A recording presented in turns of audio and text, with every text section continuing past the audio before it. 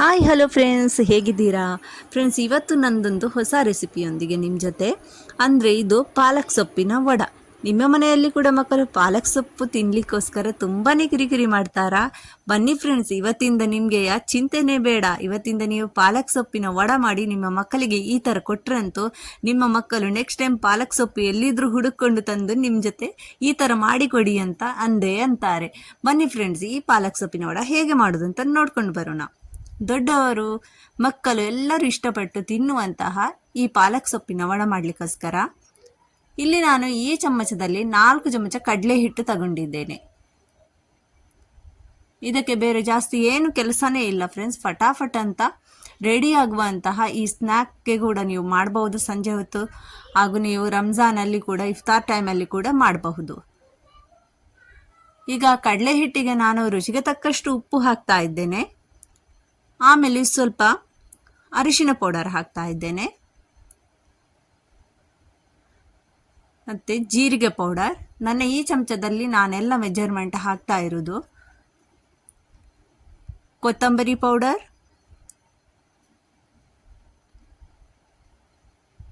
ಸ್ವಲ್ಪನೇ ಗರಂ ಮಸಾಲ. ನಿಮ್ಮ ಇಷ್ಟ. ನಿಮಗೆ ಗರಂ ಮಸಾಲೆ ಇಷ್ಟ ಇಲ್ಲ ಅಂದರೆ ನೀವು ಸ್ಕಿಪ್ ಮಾಡ್ಕೊಳ್ಳಿ, ಹಾಕೊಳ್ಳೋಂಥ ಅಗತ್ಯ ಏನೂ ಇಲ್ಲ. ಹಾಕಿದರೆ ಸ್ವಲ್ಪ ಚೆನ್ನಾಗಿರ್ತದೆ. ಗರಂ ಮಸಾಲ ಇಷ್ಟ ಇಲ್ಲದವರು ಹಾಕಬೇಡಿ. ಹಾಗೂ ಒಂದು ಹಸಿಮೆಣಸು ಸಣ್ಣಗೆ ಕಟ್ ಮಾಡಿ, ಹಾಗೂ ನಮಗೆ ಎಷ್ಟು ಖಾರ ಬೇಕೋ ಅದರ ಲೆಕ್ಕದಲ್ಲಿ ಮೆಣಸಿನ ಹುಡಿ. ಆಮೇಲೆ ಇದು ಸ್ವಲ್ಪ ಬೇಕಿಂಗ್ ಸೋಡಾ ಹಾಕೋದ್ರಿಂದ ಒಳಗಡೆ ಒಳ್ಳೆ ಕ್ರಂಚಿ ಆಗಿರ್ತದೆ. ಒಳಗಡೆ ತುಂಬಾ ಸಾಫ್ಟ್ ಆಗಿ ಬರುತ್ತದೆ ಈ ವಡೆ ಎಲ್ಲ ಮಾಡುವಾಗ. ಈಗ ನೀರು ಹಾಕಿ ಇದನ್ನು ನಾವು ಎಷ್ಟು ಕಲಿಸ್ಬೇಕು ಅಷ್ಟು ನೀರು ಹಾಕೋಣ. ಎಷ್ಟು ನೀರಿನ ಅಗತ್ಯ ಉಂಟು ಅಷ್ಟು ನೀರು ಹಾಕಿ ಈಗ ಇದನ್ನೆಲ್ಲ ಮಿಕ್ಸ್ ಮಾಡ್ತೇನೆ.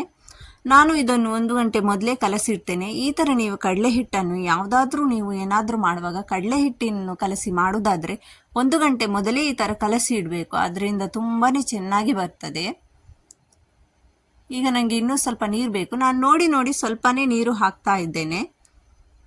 ಒಮ್ಮೆಲೆ ನೀರು ಹಾಕ್ತಾ ಇಲ್ಲ ಫ್ರೆಂಡ್ಸ್, ಯಾಕಂದರೆ ಒಂದೇ ಸಲ ಜಾಸ್ತಿ ಆಗಿಬಿಟ್ರೆ ಮತ್ತೆ ಅದಕ್ಕೆ ಕಡಲೆ ಹಿಟ್ಟು ಹಾಕ್ತಾ ಇರಬೇಕು, ಕಲಿಸ್ತಾ ಇರಬೇಕು. ಅದಕ್ಕೋಸ್ಕರ ನಾನು ಸ್ವಲ್ಪನೇ ನೀರು ಹಾಕಿ ಕಲಸಿ ನೋಡ್ತಾ ಇದ್ದೇನೆ. ಎಷ್ಟು ಬೇಕು ದಪ್ಪ, ಜಾಸ್ತಿ ತೆಳುವೂ ಆಗಬಾರ್ದು, ಜಾಸ್ತಿ ದಪ್ಪನೂ ಆಗಬಾರ್ದು. ನಮ್ಮ ಪಾಲಕ್ ಸೊಪ್ಪಿಗೆ ಚೆನ್ನಾಗಿ ಅಂಟುವಂತೆ ಆಗಬೇಕು ಅಷ್ಟೇ. ನೋಡಿ, ಇದನ್ನು ಈ ಥರ ಚೆನ್ನಾಗಿ ಕಲಿಸ್ತೇನೆ. ಲಂಪ್ಸ್ ಎಲ್ಲ ಇರಬಾರ್ದು, ಚೆನ್ನಾಗಿ ನೈಸಾಗಿ ಕಲಿಸ್ಕೋಬೇಕು. ಫ್ರೆಂಡ್ಸ್, ನೀವು ನನ್ನ ಚಾನಲ್ಗೆ ಮೊದಲನೇ ಸಲ ವಿಸಿಟ್ ಮಾಡೋದಾದರೆ ಸಬ್ಸ್ಕ್ರೈಬ್ ಮಾಡಲಿಲ್ಲ ಅಂದರೆ ಪ್ಲೀಸ್ ಫ್ರೆಂಡ್ಸ್ ಒಂದು ಸಬ್ಸ್ಕ್ರೈಬ್ ಮಾಡಿ, ಲೈಕ್ ಮಾಡಿ, ಹಾಗೂ ನಿಮ್ಮ ಫ್ಯಾಮಿಲಿ ಫ್ರೆಂಡ್ಸ್ಗೆಲ್ಲ ಶೇರ್ ಮಾಡಿ. ಕಮೆಂಟ್ ಮೂಲಕ ನನ್ನ ರೆಸಿಪಿ ಹೇಗಿದೆ ಅಂತ ನೀವು ತಿಳಿಸಿ. ಈಗ ಇದನ್ನು ರೆಸ್ಟ್ಗೋಸ್ಕರ 1 ಗಂಟೆಗೋಸ್ಕರ ಇಡ್ತೇನೆ. ನಿಮ್ಮ ಜೊತೆ ಟೈಮ್ ಇಲ್ಲ ಅಂದರೆ ಪರವಾಗಿಲ್ಲ, ಆಗಲೂ ಮಾಡಬಹುದು. ಇಲ್ಲಿ ನಾನು ಪಾಲಕ್ ಸೊಪ್ಪು ತಂದಿದ್ದೇನೆ ನೋಡಿ. ಇದನ್ನು ಚೆನ್ನಾಗಿ ವಾಶ್ ಮಾಡಿ ಇದೇ ಥರ ಇಡೀ ಇಟ್ಟಿದ್ದೇನೆ. ಅಂದರೆ ಇದು ಪಾಲಕ್ ಸೊಪ್ಪು ನನಗೆ ಅಷ್ಟೇನು ಒಳ್ಳೆಯದು ಸಿಕ್ಕಲಿಲ್ಲ. ಒಮ್ಮೊಮ್ಮೆ ಅಂತೂ ತುಂಬ ದೊಡ್ಡದಾದ ಸೊಪ್ಪು ಸಿಗ್ತದೆ, ಚೆನ್ನಾಗಿಯೂ ಇರ್ತದೆ. ಈ ಸಲ ತರುವಾಗ ತುಂಬ ಚೆನ್ನಾಗಿ ಅಷ್ಟೇನು ಬಂದಿಲ್ಲ ಪಾಲಕ್ ಸೊಪ್ಪು. ಈಗ ಎಣ್ಣೆ ಬಿಸಿ ಮಾಡಲಿಕ್ಕೋಸ್ಕರ ಇಟ್ಟಿದ್ದೇನೆ. ಎಣ್ಣೆ ಬಿಸಿ ಆಯಿತಾ ಅಂತ ಸ್ವಲ್ಪನೇ ಹಾಕಿ ಫಸ್ಟಿಗೆ ನೋಡ್ತೇನೆ. ಈಗ ಎಣ್ಣೆ ಬಿಸಿ ಆಗಿದೆ. ಈಗ ಒಂದೊಂದೇ ಪಾಲಕ್ ಸೊಪ್ಪನ್ನು ಈ ಥರ ತೆಗೆದು ಇದರಲ್ಲಿ ಕಡಲೆ ಹಿಟ್ಟಲ್ಲಿ ಡಿಪ್ ಮಾಡಿ ಎಣ್ಣೆಗೆ ಹಾಕೋಣ. ನೋಡಿ, ಈ ಥರ ನಮ್ಮ ಪಾಲಕ್ ಸೊಪ್ಪಿಗೆ ಕಡಲೆ ಹಿಟ್ಟು ಅಂಟುವಂತೆ ಆಗಬೇಕು. ತುಂಬ ತೆಳು ಆಗಬಾರ್ದು, ತುಂಬ ದಪ್ಪನೂ ಆಗಬಾರ್ದು. ತುಂಬಾ ಕುರುಮ್ ಕ್ರಂಚಿ ಆಗಿರ್ತದೆ ಫ್ರೆಂಡ್ಸ್ ಇದು. ಈ ಥರ ಒಂದೊಂದಾಗಿಯೇ ನಾನು ಹಾಕ್ತಾ ಹೋಗ್ತೇನೆ ಸೊಪ್ಪನ್ನು. ನೋಡಿ, ಈ ಥರ ದೊಡ್ಡ ಪಾಲಕ್ ಸೊಪ್ಪು ಇದ್ರೆ ಇನ್ನೂ ತುಂಬ ಚೆನ್ನಾಗಿರ್ತದೆ. ಶೇಪೆಲ್ಲ ತುಂಬ ಚೆನ್ನಾಗಿ ಕಾಣ್ತದೆ ಸೊಪ್ಪದ್ದು. ಇದು ಸುಮ್ಮನೆ ಸಣ್ಣಗಿರುವಂತಹ ಸೊಪ್ಪು, ಹಾಗೂ ತುಂಬಾ ಹುಡಿಯಾಗಿತ್ತು ಸೊಪ್ಪು ಕೂಡ. ಅದರಿಂದ ತುಂಬಾ ವೇಸ್ಟ್ ಆಯಿತು ಪಾಲಕ್ ಸೊಪ್ಪು. ಇಷ್ಟೇ ಒಳ್ಳೆ ಸೊಪ್ಪು ಸಿಕ್ಕಿದ್ದು ನನಗೆ, ಅದು ಅಷ್ಟೇನು ಒಳ್ಳೆಯದು ಸಿಕ್ಕಲಿಲ್ಲ. ಇಲ್ಲಾಂದರೆ ಗ್ರೀನ್ ಆಗಿ ತುಂಬಾ ದೊಡ್ಡ ಎಲೆ ಬರ್ತದೆ. ಈಗ ಇದನ್ನು ಈ ಥರ ಸರಿ ಈ ಸೈಡ 2 ಸೈಡನ್ನು ಚೆನ್ನಾಗಿ ಕಾಯಿಸೋಣ. ಸ್ವಲ್ಪ ಇದು ಕ್ರಿಸ್ಪಿ ಆದಾಗ ನಿಮಗೇನೆ ಗೊತ್ತಾಗ್ತದೆ ಫ್ರೆಂಡ್ಸ್. ಆಗ ಇದನ್ನು ನಾವು ಆಯಿಲಿಂದ ತೆಗೆದು ಒಂದು ಪಾತ್ರೆಯಲ್ಲಿ ಹಾಕೋಣ. ಸ್ವಲ್ಪ ಎಣ್ಣೆ ಜಾಸ್ತಿ ಅಂತ ಅನಿಸಿದರೆ ಒಂದು ಟಿಶ್ಯೂ ಪೇಪರಲ್ಲಿ ಹಾಕಿ. ಹಾಗೆ ಎಣ್ಣೆನೂ ಜಾಸ್ತಿ ಇರುವುದಿಲ್ಲ ಇದರಲ್ಲಿ. ನೀವು ಚಮಚದಲ್ಲೇ ಈ ಥರ ಮಾಡಿದರೆ ಎಲ್ಲ ಎಣ್ಣೆನೂ ಡ್ರೈ ಆಗ್ತದೆ ಚೆನ್ನಾಗಿ. ನೋಡಿ, ಇದೇ ಥರ ಎಲ್ಲ ಸೊಪ್ಪನ್ನು ನಾನು ಕಾಯಿಸ್ಕೊತೇನೆ. ಹೇಗಿದೆ ಸೌಂಡ್? ಬಜ್ಜಿ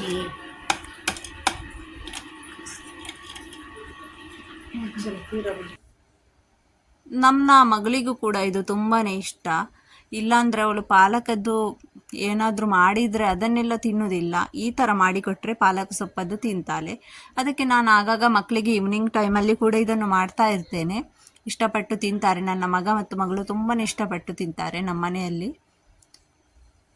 ಇದೇ ಥರ ಒಂದೊಂದು ಸೊಪ್ಪನ್ನು ಹಾಕ್ತಾ ಹೋಗೋಣ. ನೋಡಿ, ಚೆನ್ನಾಗಿ ಕಾಯ್ತಾ ಉಂಟು.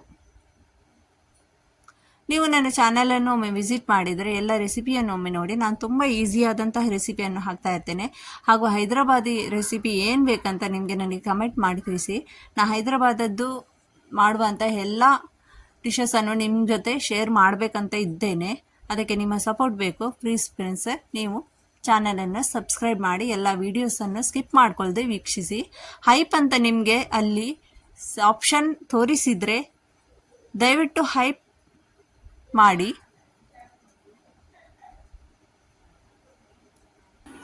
ನೋಡಿ, ಈ ಥರ ಎಲ್ಲ ನಮ್ಮ ಪಾಲಕದ್ದು ವಡ ಅಂತೂ ರೆಡಿಯಾಗಿದೆ ಫ್ರೆಂಡ್ಸ್.